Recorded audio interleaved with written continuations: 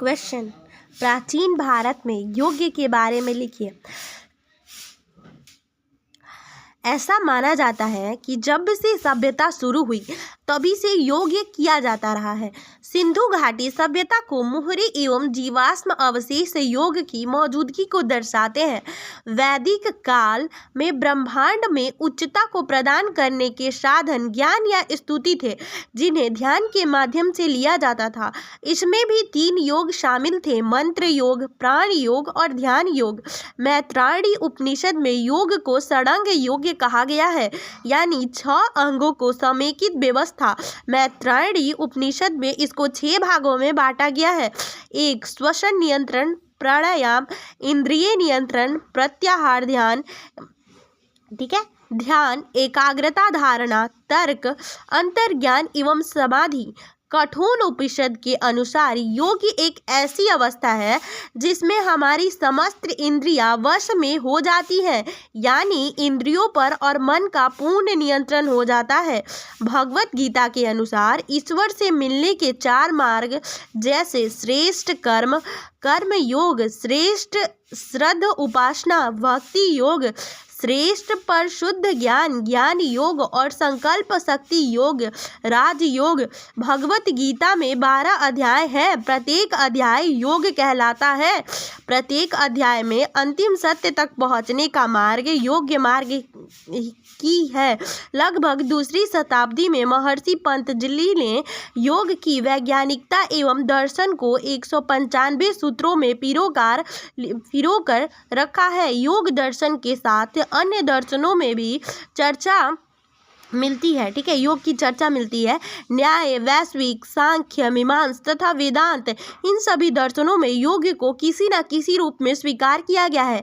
4वीं शताब्दी से लेकर 10वीं शताब्दी तक टीकाओं का काल जारी रहा, जिसमें विज्ञान भिक्षु, वाचस्पति, मिश्र, भोजदेव, नागोजी, भट्ट आदि की टीकाएं लिखी गई हैं। योग सूत्र पर व्यास भाष्य की रचना भी 4वीं शताब्दी में हुई। इन टीकाओं में योग की सिद्धांतों और मूलभूत मान्यताओं पर विस्तार पूर्वक चर्चा मिलती है।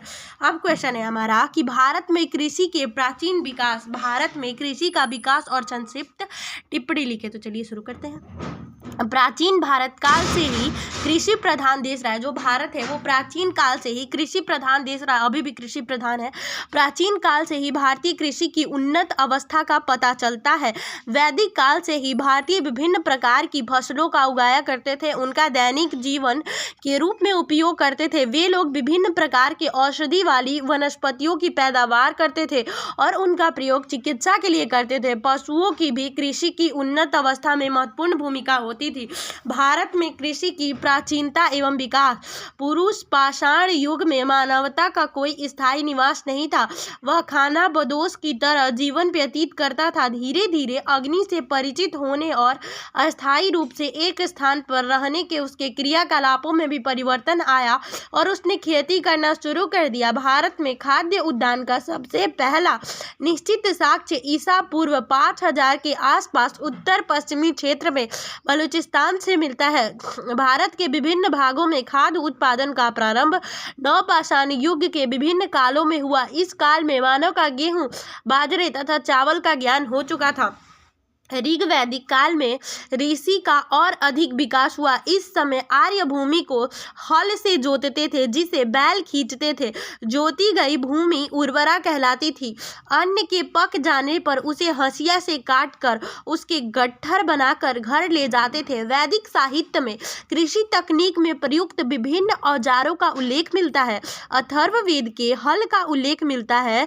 हल में 8 से 12 बैल जोते थे। इस प्रकार अत्यंत प्राचीन काल से ही भारत में कृषि का विकास रूप दिखाई देता है। वेदों के अतिरिक्त ब्राह्मण संहिता और रामायण, महाभारत तथा परिवर्ती ऐतिहासिक ग्रंथों में कृषि संबंधी जानकारी मिलती है। बौद्ध तथा जैन साहित्य में भी कृषि के समुचित विकास पर प्रकाश पड़ता है। भारत की उन्नति कृषि का वर्णन विदेशी यात्रियों द्वारा भी किया गया है। इत्सिंग चीनी यात्री ने लिखा है कि भारत में ईख, चावल और तरबूज प्रचुर मात्रा में मिलते हैं और अनेक फल भी प्राप्त होते हैं। वेनसांग ने लिखा है कि केसर की खेती कश्मीर में होती है। मुस्लिम लेखक सुलेमान ने भी चावल, गेहूं जैसे अन्य का चर्चा किया है। इस प्रकार प्राचीन काल से ही विभिन्न फसल, गरम मसाले आदि की कृषि होती है। कृषि की उन्नत दशा का ज्ञान प्राचीन भारतीय द्वारा अनेक वस्तुओं को बाहरी देशों में निर्यात किए जाने को भी लगता है। पौधों में चेतना होने की जिस बात को आज आधुनिक विज्ञान में स्वीकार किया गया है, उससे भारतीय पहले से ही होने की बात करते हैं। जिस बात को आज आधुनिक ने स्वीकार किया है, उससे भारत पहले से ही परिचित था। ऋग्वेद में पौधा में श्रवण शक्ति होने का उल्लेख किया गया है। महाभारत में भी पौधों में चेतना की बात कही गई है। आधुनिक जीव विज्ञानी जगदीश चंद्र बसु ने पौधों में चेतना होने की जो वैज्ञानिक पुष्टि की, वह भारतीय कृषि तथा वनस्पति विज्ञान में कई वर्षों पूर्व से ही विद्यमान थी।